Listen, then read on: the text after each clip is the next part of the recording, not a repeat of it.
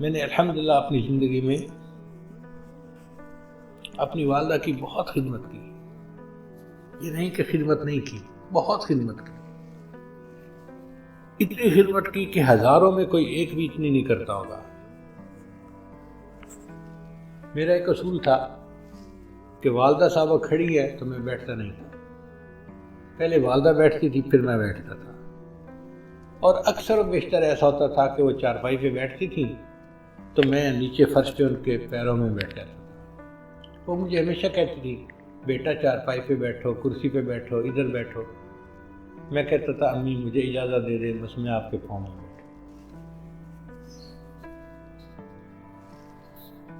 پاؤں میں بیٹھ کے سکون ملتا تھا. اپنی طرف سے میں نے خوب ان کی خدمت کی، لیکن جو دل کی حسرت ہوتی ہے وہ پوری نہیں ہوئی. اب میرا دل کرتا ہے کہ جو اللہ نے مجھے اب دنیا کی آسانیاں دے دی، فراوانیاں دے دی، اس وقت میری والدہ زندہ ہوتی تو میں ان کی کیا کیا خدمت کرتا. مگر اب نہیں ہے. عمر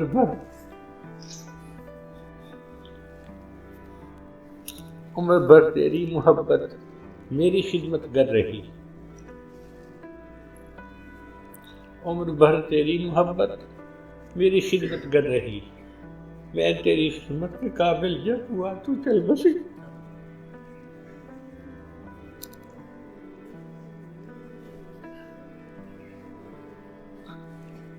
بیٹا جب ماں کی خدمت کے قابل ہوتا ہے تو عام طور پر ماں باپ چلے جاتے ہیں، موقع نہیں ملتے. تو اب طالب علم ہیں، اپنے ماں باپ کی خدمت کریں، اپنے بڑوں کی اساتذہ کی خدمت کریں، اور ایک بات دل میں بٹھا لیں کہ ہم نے دوسرے کی نفع رسانی کے لیے زندگی گزارنی ہے. ہماری ذات سے دوسرے کو فائدہ ہونا چاہیے. اچھی نیت ہوگی، ہماری ذات سے دوسرے کو فائدہ ہوگا تو اس پر اللہ تعالیٰ ہماری بخشش فرما دیں گے. آپ خوش نصیب ہیں کہ عمر کے اس حصے میں ہیں کہ آپ کسی استاد کی، کسی شیخ کی خدمت کرنا چاہیں تو آپ کو موقع ملے گا. ماں باپ کی خدمت کرنا چاہیں آپ کو موقع ملے گا، اور یہ موقع ہمیشہ نہیں ملتے. مشہور واقعہ ہے کہ ابراہیم ادم ایک بادشاہ تھے اور چاہتے تھے کہ میں اللہ کا ولی بن جاؤں. ایک مرتبہ انہوں نے خواب دیکھا کہ کوئی بوڑھا آدمی ہے اور وہ بیٹھا ہوا کچھ لکھ رہا ہے. تو اس سے پوچھا بھئی آپ کون ہیں، کیا لکھ رہے ہیں؟ اس نے کہا میں فرشتہ ہوں اور میں لکھ رہا ہوں ان بندوں کے نام جن کو اللہ جو اللہ سے محبت کرتے ہیں. بھئی میرا نام ہے اس میں؟ انہوں نے کہا آپ کا نام اس میں کیسے ہو سکتا ہے؟ آپ تو بادشاہ ہے، سارا دن دربار میں بیٹھتے ہیں اور بس مخلوق کے کاموں میں لگے رہتے ہیں، آپ کا نام کہاں اللہ کے چاہنے والوں میں؟ یہ تو فقیر لوگوں ہیں جو مصلوں پہ بیٹھتے ہیں، اللہ کو راضی کرتے ہیں. تو ابراہیم ادم نے کہا کہ اچھا اگر میرا نام اس میں شامل نہیں ہو سکتا کہ میں مصلے کی عبادت زیادہ نہیں کرتا تو میں سارا دن اللہ کے بندوں کے کام تو کرتا ہوں نا، تو آپ میرا نام اس فہرست میں لکھ لیں جو اللہ کے بندوں سے محبت کرتے ہیں. تو اس نے کہا کہ اچھا ٹھیک ہے، میں اس لسٹ میں لکھ لوں گا جو اللہ کے بندوں سے محبت کرتے ہیں. خواب ختم ہو گیا. کچھ عرصے بعد ابراہیم اعظم نے دوبارہ یہی خواب دیکھا. اب وہ بوڑھا بیٹھا لکھ رہا ہے. تو ابراہیم اعظم نے پوچھا بھائی کیا لکھ رہے ہو؟ اس نے کہا میں ان لوگوں کے نام لکھ رہا ہوں جن سے اللہ محبت کرتے ہیں. اچھا اس میں میرا نام ہے؟ اس نے کہا دیکھو پہلے نمبر پہ تمہارا نام. کیوں؟ اس نے کہا اس لیے کہ جو اللہ کے بندوں سے محبت کرتا ہے نا، اللہ فرماتے ہیں میں اس بندے سے محبت کرتا ہوں.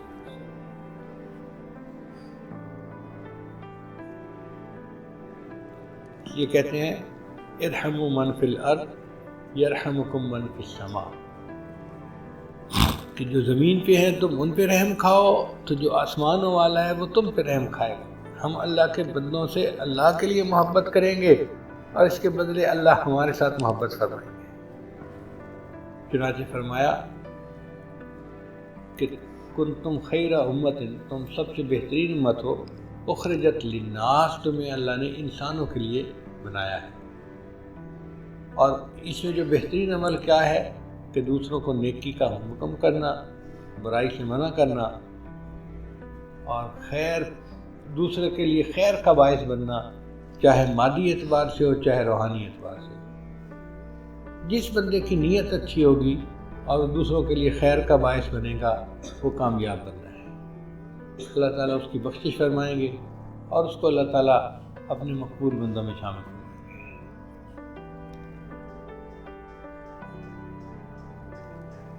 پنجابی زبان کے ایک شعر ہے، میں اس موقع پہ سناتا چلوں۔ شاعر کہتے ہیں، یہ نہاتیاں دھوتیاں رب ملدا تے ملدا کمبیاں مچھیاں۔ اگر نہانے دھونے سے رب ملتا تو کچھوے اور مچھلیوں کو رب مل جاتا، ہر وقت ہی نہاتے رہتے۔ یہ نہاتیاں دھوتیاں رب ملدا تے ملدا کمبیاں مچھیاں۔ یہ ذکر کیتیاں رب ملدا تے ملدا کال کڑیچیاں۔ ایک چھوٹا سا پرندہ ہوتا ہے، اس کو ہم کال کڑیچی کہتے ہیں اپنی پنجابی زبان میں۔ وہ شام کو دیواروں کے ساتھ، چھتوں کے ساتھ آ کے چپک جاتا ہے اور ساری رات آواز نکالتا رہتا ہے۔ تو شاعر اس کی بات کرتے ہیں کہ اگر ذکر کرنے سے رب ملتا تو وہ تو ساری رات پرندہ اللہ کو یاد کرتا ہے، اس کو رب مل جاتا۔ یہ سر منایا رب ملدا تے ملدا بھیڑاں سسیاں۔ ایک بھیڑ کی نسل ہے، اس کو سسی کی بھیڑ کہتے ہیں۔ اس کے سر کے بال بہت چھوٹے ہوتے ہیں اور باقی جسم پہ بال لمبے لمبے ہوتے ہیں۔ اس کی پہچان ہی یہی ہے کہ سر کے بال بہت چھوٹے اور باقی بال بہت لمبے لمبے پورے جسم پہ۔ وہ کہتے ہیں کہ اگر سر منانے سے رب ملتا تو اس کو رب مل چکا ہوتا۔ یہ نعتیں دھوتے ہیں رب ملدا تے ملدا کمبیاں مچھیاں۔ یہ ذکر کیتے رب ملدا تے ملدا کال کڑیچیاں۔ یہ سر منایا رب ملدا تے ملدا بھیڑاں سسیاں۔ یہ جتیاں ستیاں رب ملدا تے ملدا دانا کھسیاں۔ اگر پاک دامنی کی زندگی گزارنے سے رب ملتا تو جو خسی بیل ہوتی ہیں وہ تو اپنی مادہ کے ساتھ قریب ہی نہیں جا سکتے، تو ان کو رب مل جاتا، چونکہ ان کا تو مادہ کے ساتھ ملاپ ہوتا ہی نہیں ہے۔ وہ کہتے ہیں کہ نہیں، ان چیزوں سے رب نہیں ملتا۔ آخر پہ آ کے پھر وہ نتیجہ نکالتے ہیں کہ رب ملدا تے ملدا نیتاں اچھیاں، کہ رب اگر ملتا ہے تو نیت اچھی والے لوگوں کو رب ملتا ہے۔ جس کی بھی نیت اچھی ہوگی نا اس کو رب ملے گا، اور جس کی نیت خراب ہوگی، نیت میں ٹیڑھا پن ہوگا، اس کو رب نہیں ملتا۔ تو اللہ تعالیٰ ہمیں نیک نیتی کی زندگی گزارنے کی توفیق عطا فرمائے، اور یہ ذہن میں رکھ لو کہ بس ہم نے اللہ کے بندوں کے لیے نفع کا باعث بننا ہے، رحمت کا باعث بننا ہے، اذیت کا باعث نہیں بننا۔ اگر ہماری یہ کوشش ہوگی اور ہم ایسا کریں گے تو اللہ کے ہاں ہم مقبول ہوں گے۔ اللہ تعالیٰ آپ سب حضرات کا یہاں تشریف لانا قبول فرمائے۔ بہرحال جو اللہ نے چاہا اس عاجز نے آپ کی خدمت میں عرض کر دیا۔ اللہ تعالیٰ ہمیں نیک نیتی کی زندگی عطا فرمائے اور دوسروں کے لیے باعث رحمت بن کر رہنے کی توفیق عطا فرمائے۔ وآخر دعوانا ان الحمد للہ رب العالمین۔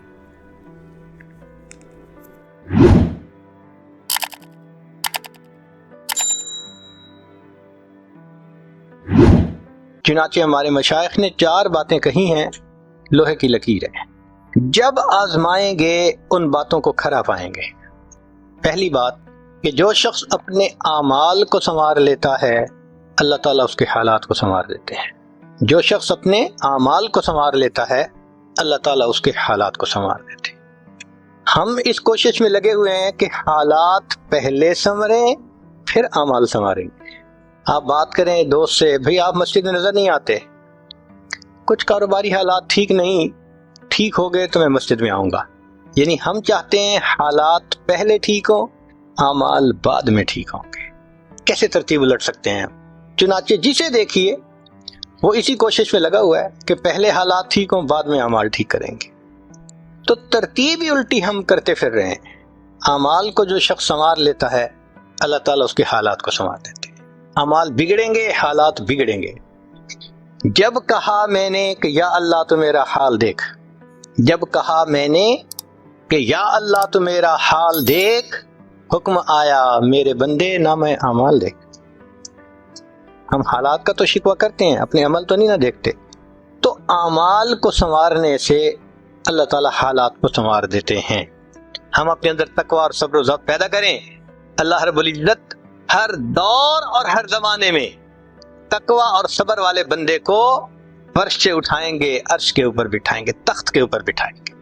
اب تقوی اور صبر کی طرف تو ہم آتے نہیں، چاہتے ہیں زندگی تو رہے جیسے ہم گزار رہے ہیں، حالات سیدھے ہو جائیں۔ کیسے حالات سیدھے ہو سکتے ہیں؟ سمپل سی مثال ہے کہ بجلی سے ایک مشین چلتی ہے، اب ایک بندہ مشین کو روکنا چاہتا ہے، ایک ہی ترتیب ہے کہ پیچھے سے بٹن بند کرو۔ آپ بٹن بند نہیں کریں گے، ہاتھ سے مشین کو پکڑ کے روکنے کی کوشش کریں گے، ہاتھ کٹوا بیٹھیں گے، سارا دن دور آزمائی کریں گے، مشین کہاں رکے گی؟ تو عقل مند بندہ مشین کو پکڑ کے نہیں کھڑا ہوتا، وہ سوئچ کو بند کرتا ہے۔ حالات کا سوئچ اللہ رب العزت کے ہاتھ میں ہے، تو ادھر رجوع کرنے کی بجائے کہ اللہ حالات کو ٹھیک کر دیجئے، ہم حالات کی مشین کے ساتھ کشتی کر رہے ہیں۔ کون ہمیں عقل مند کہے؟ تو پہلی بات، جو شخص اپنے اعمال کو ٹھیک کر لیتا ہے اللہ رب العزت اس کے حالات کو ٹھیک کر دیتے ہیں۔ دوسری بات، جو شخص اپنی آخرت کو سنوار لیتا ہے اللہ تعالیٰ اس کی دنیا کو سنوار دیتے ہیں۔ ہم پھر الٹے چاہتے ہیں کہ پہلے دنیا سنورے پھر ہم آخرت سنواریں گے، یہاں پھر ہم غلطی کرتے ہیں، دن رات دنیا سنوارنے میں لگے ہوئے ہیں، پزل بنی ہوئی ہے، ایک حصہ جوڑتے ہیں تو دوسرا ٹوٹتا ہے، وہ توڑتے ہیں تو پہلا ٹوٹتا ہے، ہر بندہ لگا ہوا ہے اسی کوشش میں۔ تو اللہ رب العزت کے ہاں ترتیب یہ ہے۔ اس کی مثال اگر دیکھنی ہو، صحابہ رضی اللہ عنہ کی مبارک زندگیوں کو دیکھیے، انہوں نے اپنی آخرت کو سنوارا، اللہ نے اس کے نتیجے میں ان کی دنیا کو سنوار دیا۔ بات کیا تھی کہ نہ کیسر و کسرا سے دبے چند وہ لوگ کے اونٹوں کے چرانے والے، اور جن کو کافور پہ ہوتا تھا نمک کا دھوکا، بن گئے دنیا کی تقدیر بدلنے والے۔ انہوں نے اپنی آخرت کو سنوارا، اللہ نے دنیا سنواری۔ کیسے؟ اطمینان، اتنا اطمینان کہ یمن سے جوان عورت چلتی ہے اور مدینہ طیبہ پہنچتی ہے، اور پورے راستے میں کوئی اس کی طرف آنکھ اٹھا کر دیکھنے والا نہیں ہوتا۔ اللہ نے مال و دولت کے اتنے ڈھیر عطا کیے تھے، انس اللہ عنہ کہتے ہیں کہ میں لکڑی کاٹنے والے کلہاڑے سے سونے کی اینٹوں کو توڑا کرتا تھا۔ اب لکڑی کے کلہاڑے سے جو سونا ٹوٹے گا وہ تولوں میں اور گراموں میں تو نہیں نہ ہو سکتا۔ اللہ نے اتنی دولت ان کے قدموں میں ڈال دی تھی۔ بچہ پیدا ہوتا تھا، اس کا روزینہ متعین تھا۔ سیدنا عمر اللہ عنہ نے ایک رات دیکھا، ایک عورت چھوٹے سے بچے کو روٹی کا ٹکڑا کھلانے کی کوشش کر رہی ہے، بچہ رو رہا ہے۔ پوچھا کیوں کر رہی ہو؟ کہنے لگی کہ امیر المومنین نے قانون بنایا ہوا ہے کہ جب بچہ دودھ چھوڑے گا پھر ہم بیت المال سے روزینہ متعین کریں گے، تو میں کوشش کر رہی ہوں۔ عمر اللہ عنہ آئے، بہت روئے۔ صحابہ کہتے ہیں کہ اس دن فجر کی نماز پڑھائی، قرات کے اندر اتنا گریا اور بکا تھا کہ ہمیں سمجھنا مشکل ہو رہا تھا، اتنا رو رہے تھے۔ ہم حیران تھے آج امیر المومنین کو کیا ہوا۔ نماز پڑھانے کے بعد منبر پر بیٹھے، عمر کے اوپر اللہ رحم کرے، اس نے کتنے بچوں کی جان لی ہوگی۔ مقصد یہ تھا کہ میں نے جو یہ قانون بنایا تو کتنی ماؤں نے معصوم بچوں کے دودھ چھڑوائے ہوں گے اور وہ دودھ سے محروم ہوئے ہوں گے میری وجہ سے۔ پھر اعلان فرمایا کوئی ماں بچے کو دودھ جلدی مت چھڑوائے، جس دن بچہ پیدا ہوگا اسی دن بیت المال سے وظیفہ متعین کر دیا جائے۔ آج سے 1400 سال پہلے ہے۔ تو انہوں نے اپنی آخرت کو سنوارا، رب کریم نے اس کے بدلے ان کی دنیا کو سنوار دیا۔ قرآن مجید میں اللہ تعالیٰ فرماتے ہیں وَلَوْ أَنَّ أَهْلَ الْقُرَىٰ آمَنُوا وَاتَّقَوْا، اگر یہ بستی دیسوں والے ایمان لاتے، تقوی کو اختیار کرتے، لَفَتَحْنَا عَلَيْهِمْ بَرَكَاتٍ مِّنَ السَّمَاءِ، ہم ان کے لیے آسمان سے برکتوں کے دروازے کھول دیتے ہیں۔ تو ترتیب یہی ہے کہ جو آخرت کو سنوارتا ہے اس کوشش میں لگتا ہے، دنیا اس کا سایہ ہے۔ اللہ دنیا کو خود بخود سنوار دیتے ہیں، الگ سے محنت نہیں کرنی پڑتی۔ مثال کے طور پہ جو بندہ سچ بولتا ہے تجارت میں، اللہ تعالیٰ اس کی تجارت کو خود سنوار دیتے ہیں۔ قسم اٹھا کے یہ بات کہی جا سکتی ہے کہ سچ بولنے والا تاجر کبھی مفلس نہیں ہو سکتا، پاسبل ہی نہیں کہ سچ کی بنیاد ہو اور اس میں برکت نہ ہو. تو دو باتیں ہیں. جو شخص اپنے اعمال کو سنوارتا ہے اللہ تعالیٰ حالات کو سنوار دیتے ہیں. جو اپنی آخرت کو سنوار لیتا ہے اللہ تعالیٰ اس کی دنیا کو سنوار دیتے ہیں.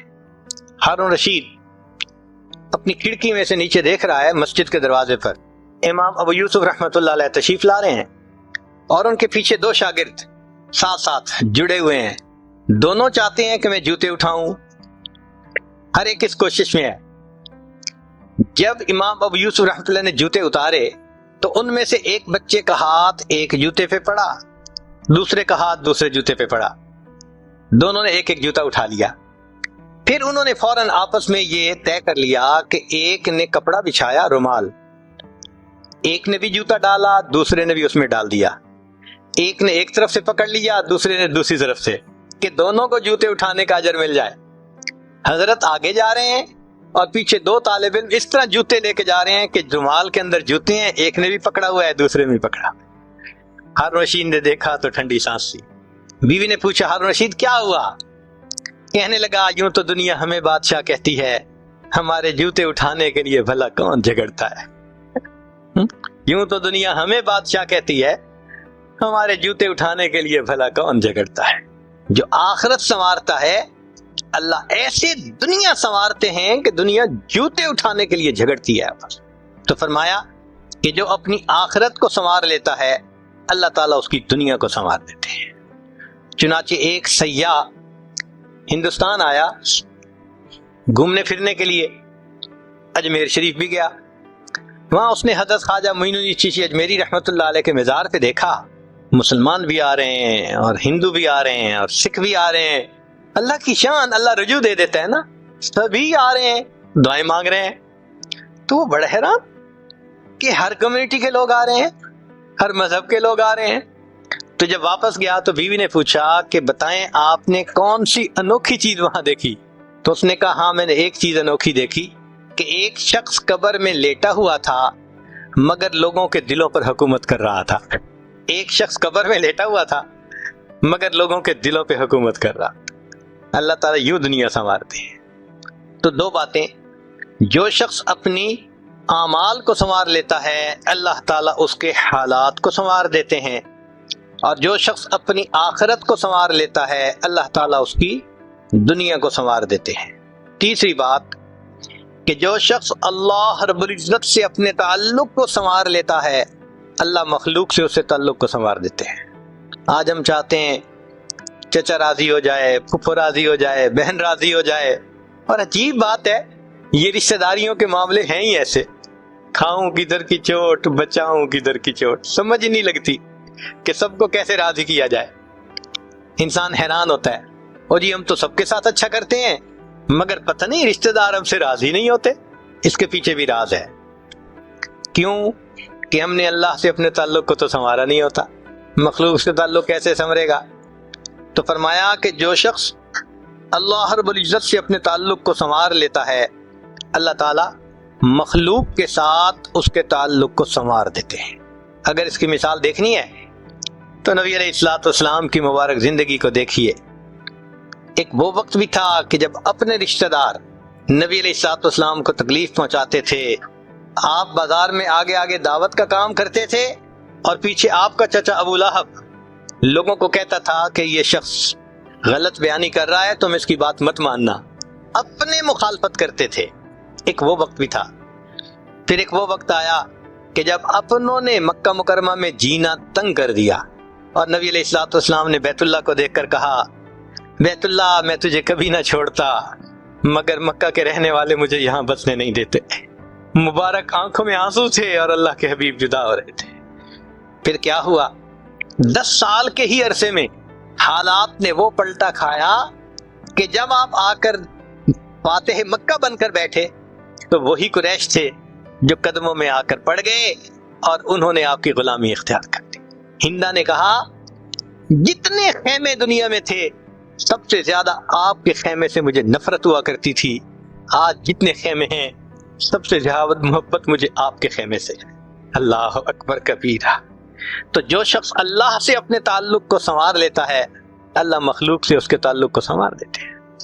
فضیل بن عیاض رحمۃ اللہ علیہ فرماتے ہیں مجھ سے جب بھی اللہ تعالیٰ کی نافرمانی ہوئی، مجھ سے جب بھی اللہ تعالیٰ کی نافرمانی ہوئی، میں نے اس نافرمانی کا اثر اپنے ماتحتوں کے اندر دیکھا۔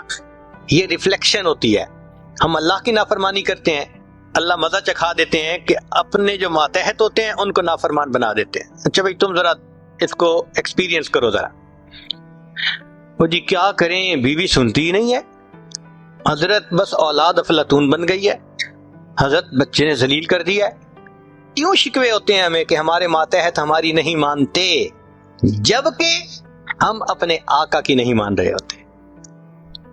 فرماتے ہیں کہ جب بھی مجھ سے اللہ تعالیٰ کی نافرمانی ہوئی، میں نے آزما کے دیکھا، یا تو بیوی نے میری نافرمانی کی، یا میری اولاد نے میری نافرمانی کی، یا میرے نوکروں نے، غلاموں نے، انہوں نے میری نافرمانی کی، یا کم از کم میری سواری کے جانور نے میری نافرمانی کی۔ یہ ہے عدل کا بدلہ۔ اپنے آقا کی نافرمانی کریں گے، اللہ تعالیٰ ماتحتوں کو نافرمان بنا کر دکھائیں گے۔ اس لیے اولاد کے شکوے کرنے کی ضرورت نہیں ہے، بیوی کے شکوے کرنے کی ضرورت نہیں ہے۔ سمپل سی بات ہے، اللہ رب العزت سے اپنے تعلق کو سنوار لیجئے، اللہ تعالیٰ مخلوق سے ہمارے تعلق کو سنوار دے، سب کے دلوں میں محبت ڈال دے گے۔ سیدنا امیر معاویہ رضی اللہ عنہ نے خط لکھا ام المومنین سیدہ عائشہ صدیقہ رضی اللہ تعالی عنہا کو کہ ام المومنین آپ امت کی ماں ہیں، آپ مجھے کوئی نصیحت فرمائیے۔ اور واقعی ام المومنین نے نصیحت کرنے کا حق ادا کر دیا۔ وہ نصیحت پڑھ کے پتہ چلتا ہے کہ انہوں نے نبی علیہ الصلوۃ والسلام کی صحبت یافتہ ہونے کا ثبوت پیش کر دیا۔ ام المومنین نے مختصر جواب لکھا، فرمایا دیکھیں اگر آپ مخلوق کو خوش کریں گے، اللہ کو ناراض کریں گے، اللہ ساری مخلوق کے دل میں تمہاری نفرت ڈال دیں گے، یہ اندر سے تم سے نفرت کرتے پھریں گے۔ اور اگر تم اللہ کو راضی کرو گے، گو کہ مخلوق ناراض ہو رہی ہے، اللہ تعالیٰ اسی مخلوق کے دل میں تمہاری محبت ڈال دیں گے، یہ سب تمہارے دوست بن جائیں گے۔ تو اصل تو اللہ کو راضی کرنا ہے۔ تو فرمایا کہ تم اللہ سے اپنے تعلق کو سنوار لو، اللہ تعالیٰ مخلوق سے تمہارے تعلق کو سنوار دیں گے۔ تو اولاد کو نیک بنانے کا سب سے آسان طریقہ خود نیک بن جائیے۔ جو خود نیک بنتا ہے اور اللہ کے حکم کو توڑنے سے باز آ جاتا ہے، اللہ تعالیٰ اولاد کو مطیع اور فرمانبردار بنا دیتے ہیں۔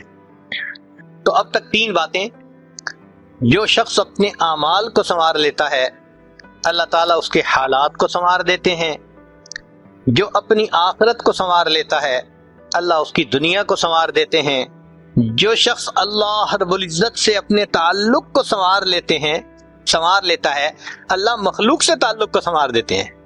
حدیث مبارکہ میں ہے جب بندہ عبادت کرتا ہے اور اللہ تعالیٰ خوش ہو جاتے ہیں، دعا جبرائیل، اللہ تعالیٰ جبرائیل علیہ السلام کو بلاتے ہیں اور بتلاتے ہیں کہ جبرائیل میں فلاں بندے سے محبت کرتا ہوں۔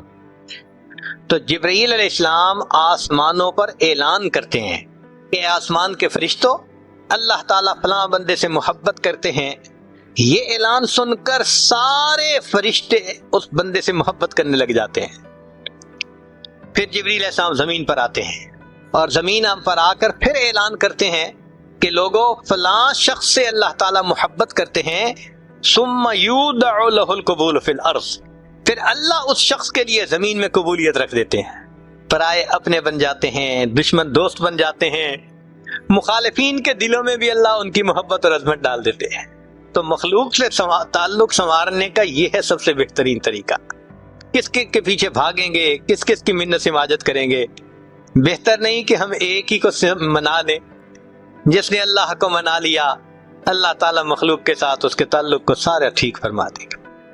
چوتھی بات کہ جو شخص دن کے اعمال کو سنوار لیتا ہے اللہ تعالیٰ اس کے رات کے اعمال کو سنوار دیتے ہیں۔ ایک صحابی تھے دہیہ کلبی رضی اللہ عنہ، بنو کلب قبیلے کے یہ امیر تھے، اور ان کی شکل میں حضرت جبرائیل علیہ السلام تشریف لاتے تھے۔ یہ نبی علیہ السلام کی خدمت میں حاضر ہوئے اسلام قبول کرنے کی نیت سے۔ اللہ کو اتنی خوشی ہوئی کہ اللہ نے جبرائیل علیہ السلام کو بھیجا کہ جا کر میرے محبوب کو اطلاع دے دو۔ چنانچہ جبرائیل علیہ السلام نے بتایا، اے اللہ کے حبیب صلی اللہ علیہ وسلم، دہیہ کلبی آپ کے پاس آ رہے ہیں اسلام قبول کرنے کے لیے۔ تو نبی علیہ السلام استقبال کے لیے کھڑے ہو گئے۔ تھوڑی دیر بعد دہیہ کلبی آئے اور رو رہے تھے رو رہے تھے رو رہے تھے۔ نبی علیہ السلام نے پوچھا رو کیوں رہے ہو؟ کہ جی میں کلمہ پڑھنے آیا ہوں اور کلمہ تو میں نے پڑھ لیا ہے، رو اس پہ رہا ہوں کہ میرے گناہ بہت زیادہ ہے، پتہ نہیں میرے گناہ معاف ہوں گے کہ نہیں ہوں گے۔ تو نبی علیہ السلام نے پوچھا تیرے گناہ کیا ہیں؟ ان کا جی 60 سال میری زندگی کے گزر گئے اور میں قبیلے کا سردار تھا، میں نے 60 سال اپنی من مرضی کی ظلم کیے لوگوں کے اوپر، اور زیادتی کی اور بدماشی کی اور عیاشی کی، اور میں نے اپنی زندگی انہی کاموں میں گزار دی۔ تو 60 سال کے تو گناہ ہیں، اور اس کے علاوہ ایک گناہ اور ہے۔ تو نبی علیہ السلام نے پوچھا کیا گناہ؟ اے اللہ کے حبیب صلی اللہ علیہ وسلم، ہم عربوں کو گھر میں بیٹی کا پیدا ہونا اچھا نہیں لگتا تھا، لہذا ہم چھوٹی بچی کو زندہ دفن کر دیا کرتے تھے۔ میں چونکہ قبیلے کا سردار تھا، مجھے جب پتہ چلتا کہ فلاں گھر میں بیٹی پیدا ہوئی، میں اس گھر میں جاتا تھا اور اس چھوٹی معصوم بچی کو اٹھا کے گڑھا کھود کے اپنے ہاتھوں سے دفن کر دیتا تھا۔ میں نے اپنے ہاتھوں سے 70 بچیوں کو زندہ دفن کیا ہوا ہے، اور یہ کہہ کے پھر رونے لگ گئے کہ میرے 60 سال کی زندگی کے گناہ الگ ہے اور 70 معصوم بچیوں کو دفن کرنے کا گناہ الگ ہے، میرا کیا بنے گا؟ تو جبریل اسلام آئے اور انہوں نے نبی علیہ السلام کو بتایا کہ اللہ تعالیٰ نے فرمایا ہے دیا قلبی کو بتا دو کہ تمہارے اس کلمہ پڑھنے کا ہمارے ہاں اتنا درجہ ہے، ہم نے 60 سال کے گناہ بھی معاف کر دیے، 70 معصوم بچیوں کے قتل کا گناہ بھی معاف کر دیا۔ اب کلمہ پڑھنے والے بندے کا معاملہ 2 ہستیوں کے ساتھ ہے، ایک اللہ کے ساتھ اور اس کے محبوب صلی اللہ علیہ وسلم کے ساتھ۔ اللہ تعالیٰ ارحم الراحمین ہے اور نبی علیہ السلام رحمت للعالمین ہے۔ اللہ کیا ہے؟ ارحم الراحمین ہے، اور نبی علیہ السلام کیا ہے؟ رحمت للعالمین ہے۔ اس کو شاعر نے کہا خدایا تو کریمی و رسول تو کریم، صد شکر کے ہستے میان دو کریم۔ اے اللہ آپ بھی کریم ہیں اور آپ کے حبیب صلی اللہ علیہ وسلم بھی کریم ہیں، میرا 100 مرتبہ شکر ہے کہ میرا معاملہ 2 کریموں کے درمیان ہے۔ اللہ بھی کریم ہے، اس کے نبی صلی اللہ علیہ وسلم بھی کریم ہے، تو میرا معاملہ 2 کریموں کے درمیان ہے۔ اس لیے یہ جو ہم کلمہ پڑھتے ہیں یہ اللہ کو بہت پیارا، ہمارے پاس یہ بڑی نعمت ہے کہ ہم نے کلمہ پڑھا ہوا ہے۔ آج کے اس دجالی دور میں لوگوں کو کلمے کی اہمیت کا اندازہ نہیں ہوتا، ایمان کی اہمیت کا اندازہ نہیں ہوتا، معمولی باتوں پہ ایسے فکرے بول دیتے ہیں کہ ایمان ضائع ہو جاتا ہے۔ کبھی ایسی بات مت کریں، ہمیشہ شکر ادا کریں کہ اللہ آپ نے مجھے کلمہ پڑھنے کی توفیق عطا فرمائی، میں آپ سے راضی ہوں۔ رضیت باللہ ربا وبمحمد نبیہ وبالاسلام دینا۔ اے اللہ میں اس بات پہ راضی ہوں آپ میرے رب ہے اور نبی علیہ السلام میرے رسول ہیں اور اسلام میرا دین ہے، میں اس بات پہ بڑا خوش ہوں اور بڑا راضی ہوں۔ اسی لیے اللہ تعالیٰ کی اپنے کلمہ کو بندوں کے اوپر رحمت بہت وسیع۔ اللہ فرماتے ہیں کہ قیامت کے دن میں اپنے بندوں پر بہت زیادہ رحم فرماؤں گا۔ وَكَانَ بِالْمُؤْمِنِينَ رَحِيمًا۔ اللہ تعالیٰ قیامت کے دن بندوں پر اتنا رحم فرمائیں گے، ایمان والوں پر، کہ بندوں کے وہم و گمان سے بھی زیادہ۔ حضرت قاری طیب رحمۃ اللہ نے لکھا ہے کہ اللہ تعالیٰ بندوں پر اتنا رحم فرمائیں گے، اتنا رحم فرمائیں گے کہ ایک وقت آئے گا کہ شیطان بدبخت بھی سر اٹھا کر دیکھے گا اگر اتنے بڑے بڑے گناہگاروں کو معاف کر دیا گیا تو شاید مجھے بھی معاف کر دیا جائے۔ اتنا اللہ اپنی رحمت کا اظہار فرمائیں گے۔ ہمارا پروردگار اتنا مہربان ہے کہ وہ بندے کے کیے ہوئے عمل کو ضائع نہیں کرتا۔ اس نے وعدہ فرما دیا، حکم سنا دیا قرآن میں، انی لا اضیع عمل عامل منکم من ذکر او انثی، مرد ہو یا عورت، میں تم میں سے کسی کے کیے ہوئے عمل کو ضائع نہیں کرتا۔ تو آپ اللہ تعالیٰ کی رضا کے لیے چھوٹا سا بھی عمل کریں گے تو اللہ تعالیٰ کی طرف سے اجر ضرور ملتا ہے۔ وہ بڑا کریم مہربان ہے، وہ بڑا کریم آقا ہے۔ اللہ اکبر کبیرہ۔ ایک بزرگ نے کسی نوجوان کو دیکھا کہ بڑا اکڑ اکڑ کے چل رہا تھا، انداز فاخرانہ کے ساتھ چل رہا تھا۔ انہوں نے پوچھا بھئی کیا بات ہے؟ تو اس نے جواب دیا کہ میں فلاں نواب کا یا حاکم کا غلام ہوں۔ کیونکہ بڑے کسی کا غلام تھا، دنیاوی بڑے کا، تو ناز تھا، نخرہ تھا، تو اس پر وہ اکڑ اکڑ کے چل رہا تھا۔ انہوں نے بلایا، اور بلا کے کہا کہ بتاؤ کہ تمہارا تمہارے مالک کے ساتھ کیسے معاملہ ہے، تم اس کے ساتھ جو وقت گزارتے ہو ذرا اس کی بات سناؤ۔ اس نے کہا جی کہ میں سارا دن اپنے مالک کی خدمت میں مشغول رہتا ہوں، سارا دن، اور کہنے لگا رات کو جب سوتا ہوں تو بھی اسے کام پڑتا ہے تو مجھے فوراً نیند سے وہ جگا دیتا ہے، اور کہنے لگا جب کبھی اس سے میں چھٹی لے کے بیوی بچوں کے پاس جاتا ہوں تو وہ میری اجرت کو کم کر دیتا ہے، چھٹی والے دنوں کی مزدوری تنخواہ کاٹ لیتا ہے۔ اس نے کہا اور بتائیں؟ کہنے لگا کہ اگر میں کبھی بیمار ہو جاتا ہوں تو بیماری کی حالت میں بھی جو میری تنخواہ ہوتی ہے وہ گھٹا دی جاتی ہے،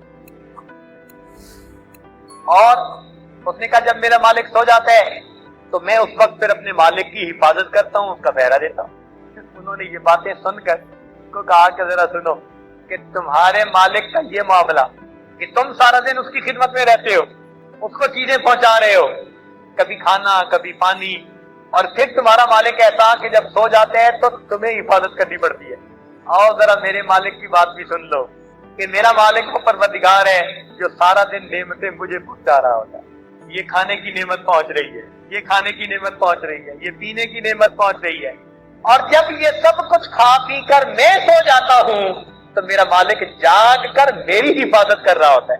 تم بیمار ہو جاتے ہو تو تمہارا مالک تمہاری اجرت کو کم کر دیتا ہے، اور میرا مالک وہ ہے کہ میں بیمار ہو جاتا ہوں، میرا مالک میری نیکی پر ملنے والے اجر کو بڑھا دیتا ہے، بیمار کی کروٹوں پر بھی اللہ تعالیٰ اس کو سبحان اللہ کہنے کا اجر دیتا ہے، اس کے کراہنے کی آواز پر بھی اللہ تعالیٰ فرشتوں کو فرماتے ہیں کہ سبحان اللہ الحمدللہ کہنے کا اجر اس کے نام ہے آواز دیتا ہے۔ اب تم بیوی بچوں کے پاس جاتے ہو تو تمہارا مالک تمہاری تنخواہ بند کر دیتا ہے، اور میں اپنی بیوی کو محبت کی نظر سے بھی دیکھ لیتا ہوں، میرا مالک اس پر بھی مجھے اجر اور ثواب عطا فرماتا ہے۔ تو جب ہمارا مالک اتنا کریم ہے تو ہم کیوں نہ اس مالک سے ہی مانگیں اور اسی کی طرف متوجہ رہیں۔ وہ پروردگار بڑے مہربان ہیں، اتنا حلیم ہے وہ کہ باوجود اس کے کہ ہم نافرمانیاں کرتے ہیں، گناہ کر جاتے ہیں، ہمارا مالک رزق کے دروازوں کو بند نہیں کرتا، وہ گناہوں کے اوپر پردے ڈال دیتا ہے، وہ ستاری فرماتا ہے پروردگار، اتنا کریم پروردگار۔ اسی لیے اگر قیامت کے دن کسی بندے کو کہہ دیا جائے کہ تمہیں دو آپشن دیتے ہیں، یا تو تمہاری زندگی کی فلم تمہاری بہن ماں اور بیوی کے سامنے چلا دیتے ہیں، اور یا تمہیں جہنم بھیج دیتے ہیں، تو میرے دوستو ہم میں سے کتنے ایسے ہوں گے کہ جو کہیں گے اللہ یہ فلم ان کے سامنے نہ چلانا، ہمیں جہنم میں جانا زیادہ آسان لگ رہا ہے۔ ایسے گناہوں پر اللہ نے پردہ ڈالا ہوا ہوتا۔ تو آج وقت ہے ان گناہوں سے سچی توبہ کرنے کا اور اپنے مالک کو منانے کا۔ اس پروردگار نے ارشاد فرمایا فَمَن يَعْمَلْ مِنَ الصَّالِحَاتِ وَهُوَ مُؤْمِنٌ، جو بھی نیک عمل کرے گا، جس نے بھی نیک عمل کیا، جو بھی نیک عمل کرے گا، وَهُوَ مُؤْمِنٌ، ایمان والا ہو، ہمارا ماننے والا، ہم سے محبت کرنے والا، ہمارا چاہنے والا ہو، یہ شرط ہے وہ ہمارا ہو، فَلَا كُفْرَانَ لِسَعْيِهِ، ہم اس کے اعمال کی ناقدری نہیں کریں۔ او میرے بندو، ہم ناقدرے نہیں ہیں، تم نے قدر نہیں کی اپنے پروردگار کی، اسی لیے کہنا پڑا وَمَا قَدَرُ اللَّهَ حَقَّ قَدْرِهِ، انہوں نے اللہ کی قدر نہیں کی جیسی قدر کرنی چاہیے تھی، مگر ہمارا مالک تو قدردان، وہ فرماتا ہے میرے بندو میں قدردان ہوں، فَلَا كُفْرَانَ لِسَعْيِهِ، ہم اس بندے کے عملوں کی ناقدری نہیں کریں، چھوٹا عمل کرے گا تو بھی اجر دیں گے اور بڑا عمل کرے گا تو بھی اجر دیں گے، جتنی ہم سے امیدیں لگائے گا ہم پروردگار، میں پروردگار اس سے بڑھ کر ان کو اجر عطا فرمائے۔ اسی حدیث پاک میں آتا ہے کہ جب تک بندہ اللہ کی طرف متوجہ رہتا ہے اللہ تعالیٰ بندے کی طرف متوجہ رہتے ہیں، حتیٰ کہ بندہ خود اپنی توجہ اللہ سے دوسری طرف ہٹا دیتا ہے، اللہ تعالیٰ بندے سے توجہ نہیں ہٹاتا۔ تو وہ پروردگار فرماتے ہیں میرے بندے تو ہی تو مجھ سے توجہ ہٹاتا ہے، میں تو تجھ سے توجہ پھر بھی نہیں ہٹاتا، میری توجہ تو پھر بھی تیری طرف رہتی ہے۔ جو اتنا کریم پروردگار ہو کہ اپنے بندوں کے اوپر اس طرح متوجہ رہے، مہربان رہے، تو کیوں نہ ہم اس مالک کو منائیں اور اس مالک سے اپنی نعمتیں حاصل کرنے کی کوشش کریں، اس لیے کہ رب کریم دے کر خوش ہوتے ہیں۔ اور لطف اور مزے کی بات دیکھیے کہ عام بزنس مین ہوتے ہیں نا، تو ان کے یہاں بھی منشی رکھے ہوئے ہوتے ہیں، وہ منشی لکھتے ہیں جو کوئی لین دین کا سلسلہ ہوتا ہے، اکاؤنٹس والے لکھتے ہیں، मालिक अपने हाथों से नहीं लिखा करता। अल्लाह तेरी कदरदानी पे कुर्बान जाए। आपके भी तो लिखने वाले फरिश्ते हैं, मगर कदरदानी देखिए। मुफस्सिरीन ने लिखा कि यहां ये नहीं कहा कि तुम नेक अमल करोगे हम तुम्हें अजर बदला देंगे, हमारे फरिश्ते तुम्हारे आमाल लिख रहे हैं। फरमाया नहीं, व इन्ना लहू कातिबून, हम लिखते हैं तुम्हारे आमाल। मेरे मालिक आप तो इतने अजीम हैं, सारी दुनिया के लोग सिद्दीक़ अकबर लानो जैसे नेक बन जाए और पूरी जमीन बैतुल्लाह की तरह बन जाए, अल्लाह आपकी शान में कोई इजाफा नहीं होता। सारी दुनिया के इंसान फिरौन की तरह बन जाए, सारी जमीन बुतखाना बन जाए, अल्लाह तेरी शान में कोई कभी नहीं आता। आप तो इतने अजीम हैं, इतने बुलंद हैं, हमारी इबादत तो आपकी अजमत के सामने कोई हैसियत नहीं रखती, मगर आप इतने कदरदान हैं, इतने मेहरबान हैं। अल्लाह हमारी इन टूटी फूटी नमाजों के बारे में आप फरमाते हैं, व इन्ना लहू कातिबून, और मेरे बंदो तुम हमारी रजा की खातिर जो अमाल करते हो हम उनको लिखते हैं, उनका हिसाब किताब रखवाते हैं, हम पूरा पूरा अदा करने वाले हैं, हम किसी बंदे के अमल में कोताही नहीं होने देंगे। अल्लाह अल्लाह, व इन्ना लहू कातिबून। अल्लाह रब्बुल इज्जत इतने मेहरबान है, फरमाते हैं बंदो तुम अमाल करते हो हम तुम्हारे अमाल को लिखते, हिसाब किताब हमारे से पूरा पूरा अदा करेंगे। तो फिर क्यों ना हम अमाल के जरिए उस मालिक को राजी करने की कोशिश करें। वो करीम आका है, इसलिए एक बुजुर्ग थे, उनको उनके किसी मुरीद ने कहा, हजरत मुझे फलां चीज की जरूरत है, लिहाजा आप फलां बंदे से या फलां आदमी से ये चीज मेरे लिए जरा मांग लीजिए। तो उन्होंने उसको बुला के समझाया कि बात सुनो, तुम कहते हो कि फलां से मांग लो और वो दरवाजा तो बंद है, एक दरवाजा ऐसा है जो कभी बंद नहीं होता, तो खुले दरवाजे से क्यों ना मांगू, मुझे बंद दरवाजे पे जाने की क्या जरूरत है। अल्लाह आपका दरवाजा तो कभी बंद ही नहीं होता, हम क्यों ना उस खुले दरवाजे से मांगे जो परवरदिगार हमेशा देकर खुश होता है और लेने वाले बंदों से राजी होता है। लिहाजा आपका ये क़याम अल्लाह की रजा के लिए है। आप इस वक्त को पूरे आदाब के साथ गुजारिए, जिक्र अज़कार के साथ गुजारिए, मस्जिद के अंदर रहने की कोशिश कीजिए, जरूरत के तहत मस्जिद से बाहर जाना हो जरूरत पूरी करके फिर मस्जिद में आइए और जिक्र अज़कार में बातों में वक्त न गुजारिए। शैतान आपको बातों में मशगूल करने की कोशिश करेगा, आप आमाल के जरिए से अपनी जिंदगी के पिछले गुनाहों की मुकाफात करने की कोशिश करें। अल्लाह ताला हम सब की यहाँ हाजिरी को कबूल फरमा ले और हमें अपने मकबूल बंदों में शामिल फरमा ले।